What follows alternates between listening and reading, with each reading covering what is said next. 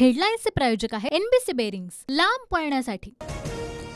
मंत्री, आमदार आणि नेत्यांचा आता मराठ्यांशी काहीही संबंध नाही। निवडणुकीतही आमच्या दारात येऊ नये। जरांगे आक्रमक, प्रचारावेळी आल्यास गाड्या ताब्यात घेण्याच्या आंदोलकांना सूचना। मनोज जरांगे खोटारडा माणूस लोकांची फसवणूक करतो। जरांगेंच्या अनेक गुप्त बैठका। अजय महाराज बारसकर यांचे गंभीर आरोप। अजय बारसकर हेकेखोर भोंदू महाराज, त्याने मला शिकवू नये। जरांगेंचा हल्लाबोल, तर तुकाराम महाराजांवरील वक्तव्याबद्दल खेद व्यक्त। जरांगे यांच्यावर आरोप करणाऱ्या अजय महाराज बारसकर यांची प्रहारमधून हकालपट्टी। मराठा आरक्षणासंदर्भात कोणत्याही पदाधिकाऱ्याने स्वतःची भूमिका समाज माध्यमांपुढे मांडू नये। बच्चू कडूंच्या सूचना। 10% आरक्षण देऊन मराठ्यांचा वाटोळा करण्याचा प्लॅन। बारसकरांच्या मागे कोण नेते मला माहिती। सरकारने ट्रॅप रचणं बंद करावं। जरांगेंचा सरकारसह अजय बारसकर यांना इशारा। आम्हाला ओबीसी मधूनच आरक्षण हवंय। सगळे सोयऱ्यांच्या अधिसूचनेची अंमलबजावणी झालीच पाहिजे। सरसकट आरक्षण द्यायला अडचण काय? मनोज जरांगेंचा सरकारला सवाल।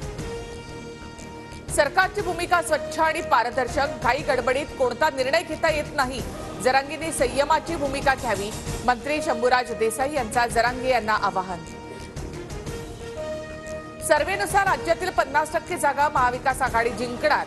शरद पवारांचा दावा, तर भाजपला विजयाची खात्री नाही म्हणून फोडाफोडीचं राजकारण। पवारांची भाजपवर टीका।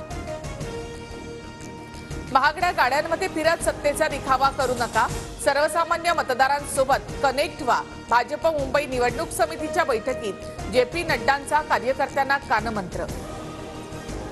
महाराष्ट्रामधून 6 जणांची राज्यसभेवर बिनविरोध निवड। भाजपचे अशोक चव्हाण, मेधा कुलकर्णी, अजित गोपछडे, तर शिवसेनेकडून मिलिंद देवरा, राष्ट्रवादीचे प्रफुल्ल पटेल आणि काँग्रेसच्या हंडोरे यांचाही समावेश। शरद पवार गटाचे 5 आमदार आमच्या संपर्कात। अमोल मिटकरींचा दावा, तर 50,000 पगार घेणाऱ्या माणसाने जास्त बोलू नये। जितेंद्र आव्हाड यांचा पलटवार। काही लोक सोडून गेल्याची चिंता नाही। 1980 मध्ये जे आमदार सोडून गेले त्यातील 95% पराभूत। यावेळी सुद्धा इतिहासाची पुनरावृत्ती नक्कीच होणार। शरद पवारांचा अजित पवार गटाला इशारा। नंदुरबारमध्ये भाजप आणि शिवसेनेमधील वाद पुन्हा चव्हाट्यावर। खासदार हिना गावितांना उमेदवारी देण्यास शिंदेंच्या पदाधिकाऱ्यांचा विरोध। मात्र भाजप मलाच उमेदवारी देईल, हिना गावित ठाम। हेडलाईन्सचे प्रायोजक आहे एनबीसी बेरिंग्स, लांब पळण्यासाठी।